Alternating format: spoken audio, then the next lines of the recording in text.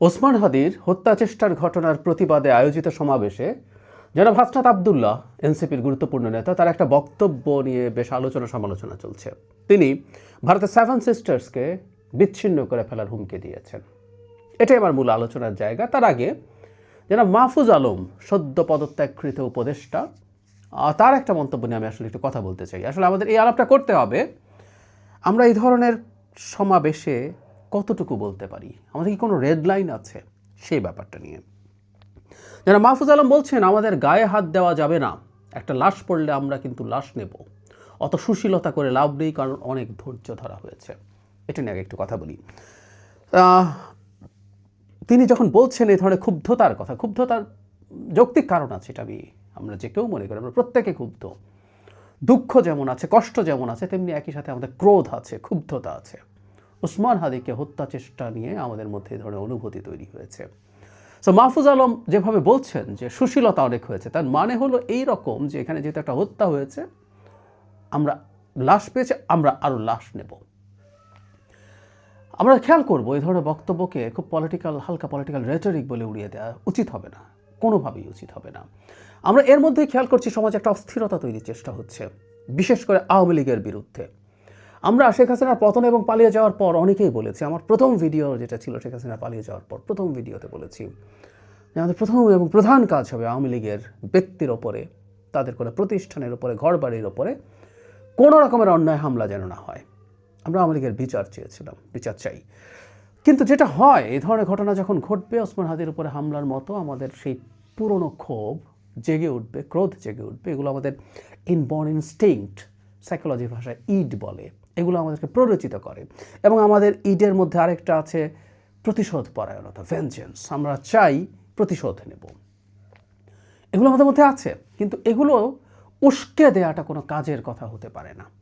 এইরকম একটা টার্বিউলেন্ট টাইমে, একটা ভলেটাইল টাইমে, এত অস্থির একটা সময়, এই সময়টা একেবারেই উচিত না। এবং এটা যদি আমরা এভাবে রেসপন্ড করি, এটা আদতে যারা এই অস্থিরতা তৈরি করতে চেয়েছেন ওসমান হাদিকে হত্যা করার মাধ্যমে, তারা এখন পর্যন্ত সফল হয়েছেন বললে যাবে না, কারণ হাদি এখনও বেঁচে আছেন, খুব কম সম্ভাবনা, খুবই নগণ্য সম্ভাবনা তার ফিরে আসার, কিন্তু উনি এখনও বেঁচে আছেন টেকনিক্যালি।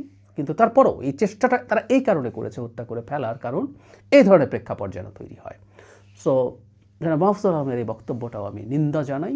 এই ধরনের প্রেক্ষাপটে এই ধরনের আলাপ কোনো দিনও কোনোভাবে হতে পারে না। এই যে সুশীল, মানে যারাই এই সমাজে ন্যায়নীতির কথা বলবেন, আইনের কথা বলবেন, যে বর্তমান বাংলাদেশ অন্তত শেখ হাসিনার বাংলাদেশ হবে না, এখানে আমরা অপরাধীদেরকে রাষ্ট্রীয়ভাবে, প্রতিষ্ঠানের মাধ্যমে, আইনের মাধ্যমে, বিচারের মাধ্যমে শাস্তি দেব, এটা বলা আমার এই সুশীল ট্যাগ। মানে আমি এখন পাল্টা খুন যদি করে না ফেলি, ও সুশীল, এটা বিদ্রুপ, ব্যঙ্গ, ও ভারতের দালাল, ও আওয়ামী লীগের দালাল, ও হাদিদেরকে হত্যাযোগ্য করে তোলার জন্য চেষ্টা করে, বা তার বক্তব্য, তার অবস্থান সেটা করে, এই ধরনের নানান ট্যাগ দিয়ে পাল্টা ঝুঁকি তৈরির চেষ্টা আছে।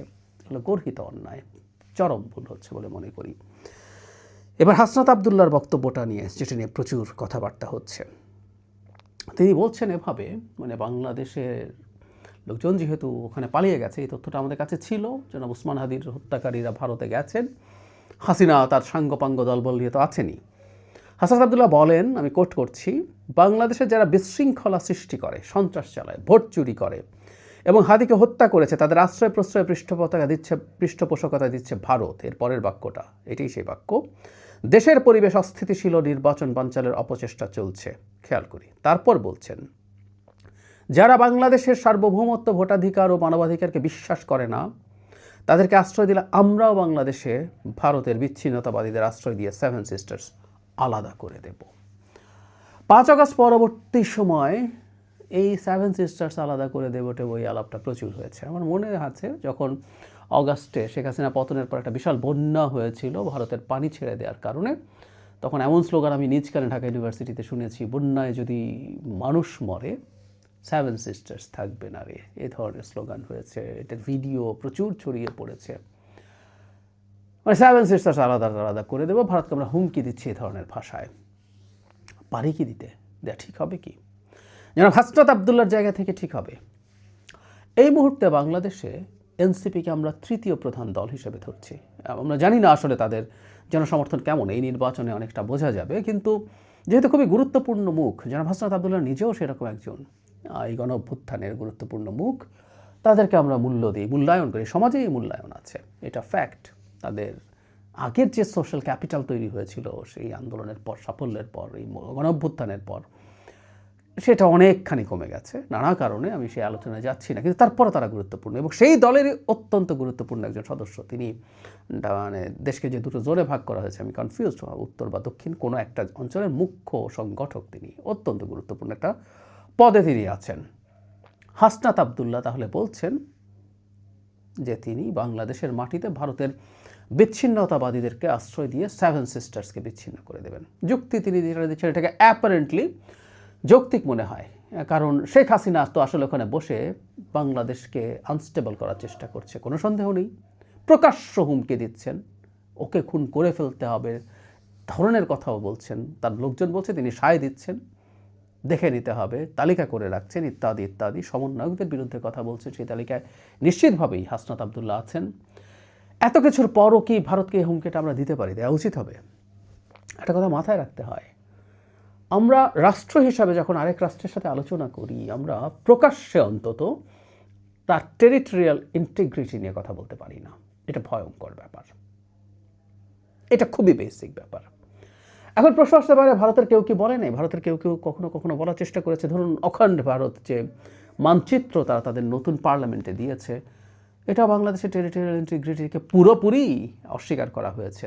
এটা আরএসএসের স্বপ্নও আছে, এটা নিয়ে কোনো লুকোছাপাও তাদের নেই। আমরা এটার প্রতিবাদ করব। ভারতের কেউ কেউ বিজেপির কোনো নেতাকে এই ধরনের ইন্টিগ্রিটি নিয়ে প্রশ্ন করতে দেখা গেছে, কিন্তু সবচেয়ে জরুরি কথা হলো সেটা প্রতিবাদ করা, আর আমরা পাল্টা এটা করবো বলে হুমকি দেওয়া ঠিক হচ্ছে কিনা। একটা কথা মনে রাখি, আমরা প্রায় বলা দরকার আমাদের, যেমন ভারতের ওই লোকগুলো এই বক্তব্য দেওয়ার মাধ্যমে আমাদের কাছে ঘৃণিত হয়ে ওঠে, ঠিক তেমনিভাবে ভারতের জনগণও এই ধরনের বক্তব্য শুনে আমাদের প্রতি ক্ষুব্ধ হতে পারে, খুবই সম্ভাবনা আছে। মনে রাখবো, আমরা ভারত রাষ্ট্রকে, ভারতের জনগণকে আমরা আসলে শত্রু ভাবনা করতে চাই না।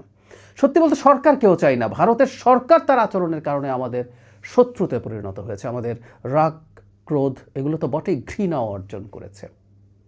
কিন্তু আমরা চাই জনগণের সাথে আমাদের একটা সম্পর্ক তৈরি হোক, থাকুক, ওয়ার্কিং সম্পর্ক। আমি বলছি না অতি ক্লোজ সম্পর্ক, বন্ধুত্ব, এসব না, কিন্তু পরস্পরের সাথে আমরা যাতে কাজ করতে পারি, আমাদের পরস্পরের প্রয়োজনে যেতে পারি, আসতে পারি, ইন্টারাক্ট করতে পারি, এই ধরনের বক্তব্য জনগণের প্রতিও মধ্যেও ক্ষুব্ধতা তৈরি করতে পারে। এবং ভারতের সরকার বসে আছে, মিডিয়া বসে আছে, যেটাকে এখন গদি মিডিয়া বলে, এই বক্তব্যগুলো পিক করার জন্য, এবং তারা এগুলো স্প্রেড করে দেবেই।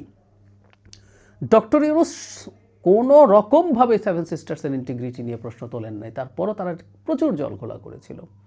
তিনি বলেছিলেন যে সেভেন সিস্টার্স আমাদের, অ্যাপারেন্টলি তারা ল্যান্ডলক, তারা আমাদের এখানকার পোর্ট তারা ব্যবহার করতে পারে, কিন্তু তারপর সেটাকে নিয়ে জলঘোলা করেছে, এবং ভারত বসে আছে এই ধরনের কাজ করার জন্য।